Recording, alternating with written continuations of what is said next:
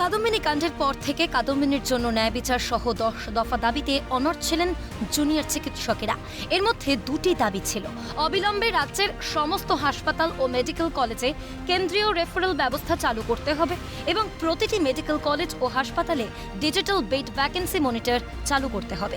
দফায় দফায় মুখ্যমন্ত্রীর সঙ্গে চলল বৈঠক, কিন্তু সুরাহা কই? এ প্রশ্ন আজ উঠছে কারণ মুর্শিদাবাদের যে রোগী কিডনি ও হার্টের সমস্যায় অর্থাভাবে টোটোতে করে 16 ঘন্টা পথ পাড়ি দিলেন কলকাতা, তারপরেও একাধিক জায়গায় রেফার করা হলো তাকে।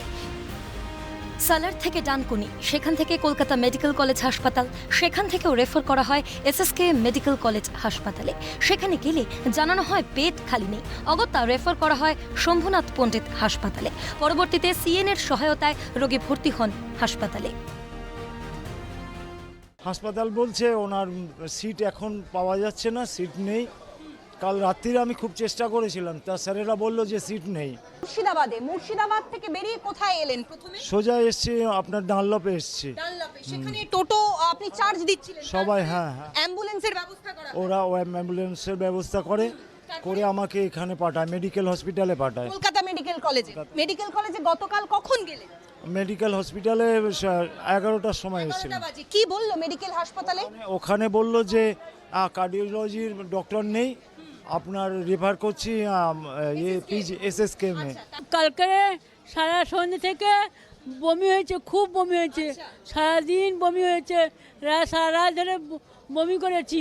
বমি করছিলেন তখন এরকম ভাবেই হাসপাতালে বসে? হ্যাঁ। কি বললো গতকাল রাত্রে হাসপাতাল? বলছে বেড নেই। বলছে বেড নেই এখন। গতকাল রাত 11টা থেকে এখন রাত ভোর 11টা হয়ে গেল, সকাল 11টা, 12 ঘন্টা এভাবেই বসে আছি। কষ্ট হচ্ছে শরীরে? কষ্ট হচ্ছে, যে সারা গা ফুলে গেছে, কথা খেতে পারছেন না একদম খেতে এখন কি নয়? চোখ হয়েছে, বাঁদিকে পুরো অংশটা পুরো প্যারালাইজ হয়ে গেছে। টোটো করে যখন আসছিলেন তখনও তো শরীরে কষ্ট হচ্ছে? খুব কষ্ট হয়েছে মা, এত কষ্ট কাউকে শেয়ার করতে পারছি না। মেসেজ করে দিচ্ছেন, বলছেন এখানে কোনো বেড পাওা যাচ্ছে না। মানে এসএসকেএম হাসপাতালেও বেড নেই? না, এখানেও বেড নেই। উনি বলছেন এখান থেকে হবে না, শম্ভুনাথে নিয়ে যান, এখানে বেড পাওয়া যাবে না। শম্ভুনাথে গিয়ে যে বেড পাবেন এ কথা কেউ আশ্বাস দিল? সেরকম কিছু বলেননি, বলল ওখানে নিয়ে যান, হয়ে যেতে পারে।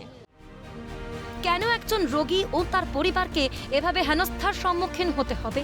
কেনই বা দূর দূরান্ত থেকে আসা রোগীদের বারবার রেফার করা হবে, তাও আবার রাজ্যের প্রথম সারির নাম করা সরকারি হাসপাতালগুলিতে? মুখে উন্নয়নের ফুলঝুরি ছোটানো মুখ্যমন্ত্রী কি দেখতে পাচ্ছেন বঙ্গের স্বাস্থ্যের এই চরম দুর্ব্যবস্থার কথা?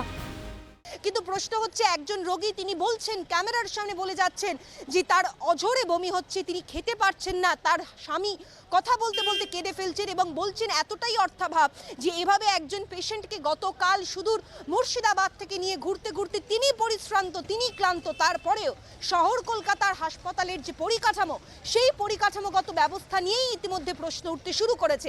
ফলে আপাততভাবে শহর কলকাতায় আমরা দেখেছি আরজিকর কাণ্ডের পর কেন্দ্রীয় রেফারেল সিস্টেম নিয়ে একাধিক যে মেশিনারি, যে পদ্ধতি, সেই পদ্ধতি শুরু হয়েছে, সিস্টেম শুরু হয়েছে।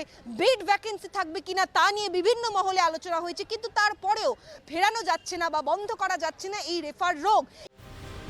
এসএসকেএম রাজ্যের প্রথম সারির সরকারি হাসপাতালে নেই বেড, অথচ এই হাসপাতালের মূল উদ্দেশ্যই রাজ্যের আম জনতাকে পরিষেবা দেওয়া। সেখানে অতীতে দেখা গেছে বহু হেভিওয়েট নেতা মন্ত্রী মাসের পর মাস এসএসকেএম এর বেড দখল করেছিলেন, অথচ সত্যি যাদের সরকারি হাসপাতাল ছাড়া গতি নেই তাদের প্রতি চরম অবহেলা। সরকারি হাসপাতালের এই চূড়ান্ত অব্যবস্থার দায় যদি সরকারের না হয় তাহলে আর কার? ক্যামেরায় জনি মণ্ডলের সঙ্গে অভিরূপা সাহার রিপোর্ট, ক্যালকাটা নিউজ।